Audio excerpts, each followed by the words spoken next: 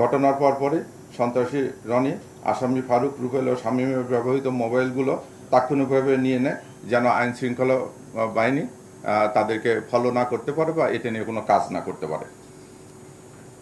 সিলেটে গমনের পর রবিন ও রুবেলের প্রচেষ্টায় ভারতে প্রবেশের চেষ্টা করে। সেখানে ভারতে প্রবেশের কোনো সুযোগ সুবিধা না পেয়ে তারা সেখান থেকে সিদ্ধান্ত নেয় যে তারা সাতক্ষীরা সীমান্ত হয়ে তাদের এক পরিচিত লোকের মাধ্যমে তারা ভারত গমন করে।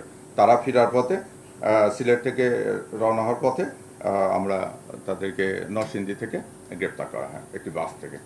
আপনারা জানেন যে ছবি দেখা গেছে, ক্যাপ করা যে ছবি সেটা হচ্ছে রবিন, আর চুল বড় বড়ওয়ালা যে ছেলেটা সেটা হচ্ছে ফারুক, যার একটা টাইটেল আছে যে কুত্তা ফারুক নামে তাকে আন্ডারওয়ার্ল্ডের সবাই ছিল।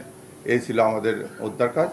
এইরকম একটা চাঞ্চল্যকর ঘটনার আমরা মোটামুটি 26 ঘন্টার ভিতরে আমরা সন্ত্রাসীদেরকে চিহ্নিত করতে পারছি এবং তাদেরকে 32 ঘন্টায় আমরা হেফাজতে নিয়ে, আপনারা জানেন যে 48 ঘন্টার আগে আমরা এই রসের উদ্ঘাটন করেছি।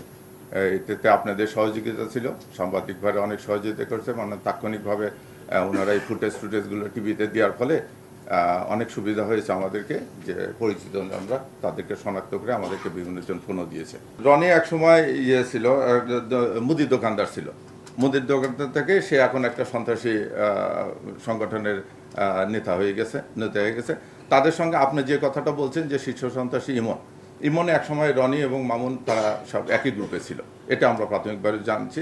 এখন আমরা তাদেরকে ধরে নিয়ে এসেছি, এটা আন্ডার ইনভেস্টিগেশন। যদি কেউ শীর্ষ সন্ত্রাসী এরকম আরও কেউ যদি জড়িত থাকে সেটা আমরা তদন্তের মধ্যে অবশ্যই নিয়ে আসবো। এখন রনিকে গ্রেপ্তার না করা পর্যন্ত এই জিনিসটা আমরা রনিকে, আপনারা জানেন যে রনিকে আমরা গ্রেপ্তার করব।